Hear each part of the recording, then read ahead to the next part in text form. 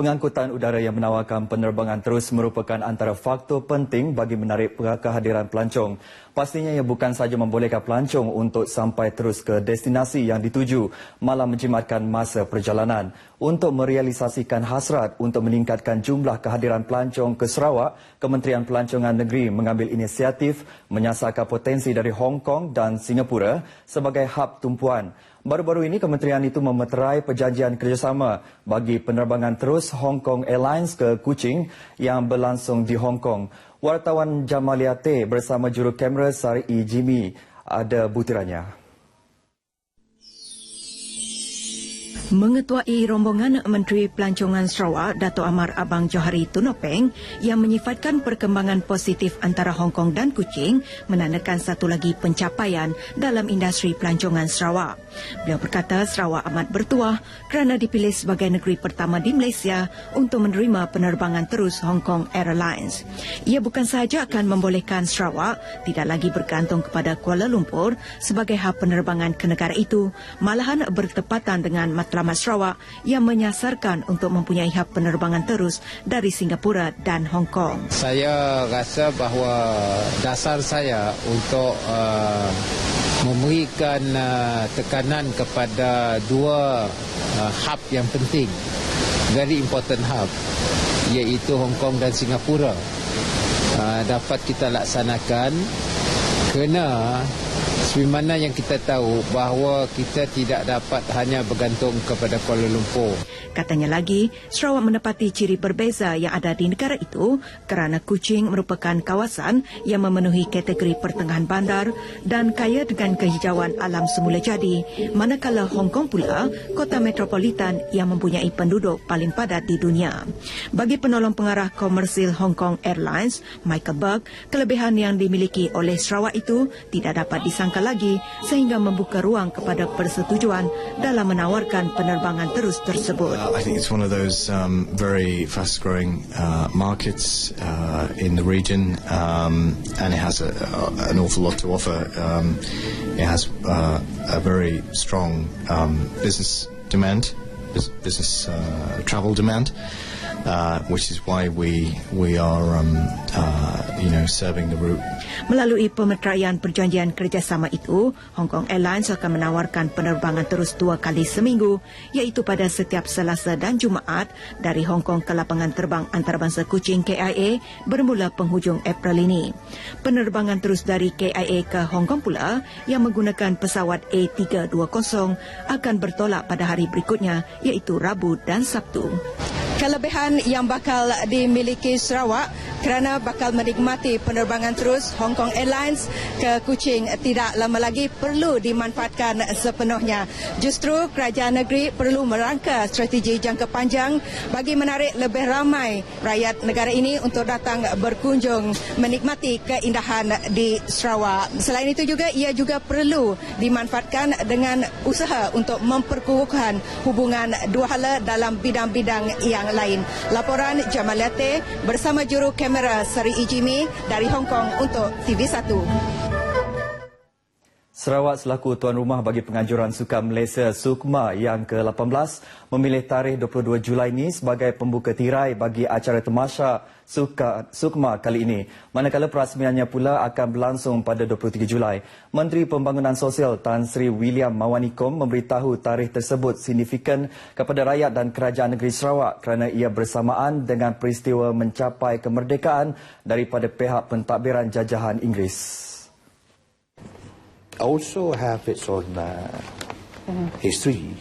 22 Julai ni sebenarnya there's certain event yang very significant bagi kita Sarawak tu, ialah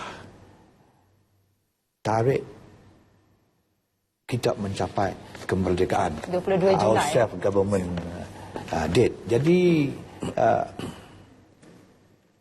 secara kebetulan 22 Julai ini telah terpilih untuk highlight kemerdekaan kita pada masa yang sama.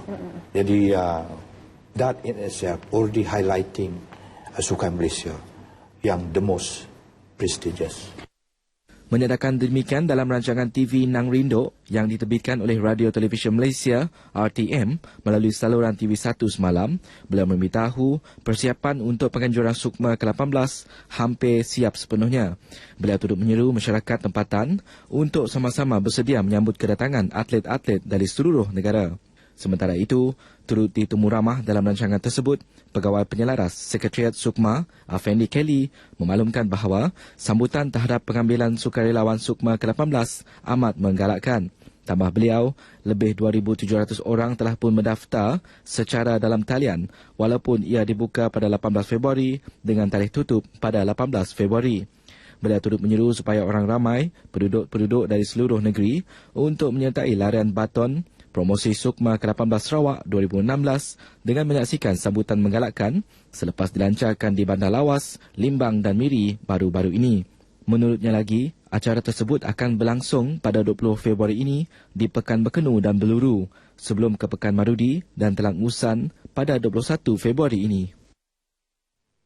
Masyarakat di kawasan luar bandar perlu bijak menilai realiti politik kawasan pedalaman agar mampu bergerak seiring dengan arus perdana bagi memastikan bantuan kerajaan dapat disalur kepada mereka. Ahli Dewan Undangan Negeri Telang Usan, Dennis Ngau berkata, pelbagai usaha telah dilaksana bagi memastikan rakyat mendapat manfaat daripada perkhidmatan telekomunikasi dan internet, namun masih terdapat segelintir golongan yang terpinggir daripada mengecapi impak pembangunan ini. Justru, beliau akan memastikan kawasan Telang Usan terus berhubung dengan kerajaan agar transformasi penyampaian perkhidmatan telekomunikasi dan internet ke kawasan-kawasan pedalaman yang terpencil dapat dicapai. Bercakap pada perasmian program Connect Engage United CEU di Long Banyok, Baram Miri, katanya Jabatan Penerangan telah melaksanakan pelbagai transformasi pendekatan engagement atau komunikasi bersemuka dengan masyarakat di seluruh negara menerusi program ini. Beliau berharap menerusi CEU, rakyat dapat mencedok lebih banyak ilmu pengetahuan khasnya senario lanskap global. Pada majlis itu, beliau telah mengumumkan peruntukan keseluruhan RM850,000 bagi projek naik taraf Jalan Kampung Long Banyok, Long Ikang, Logan Sibung dan Long Puak yang akan dilaksana secara berperingkat di kawasan Baram.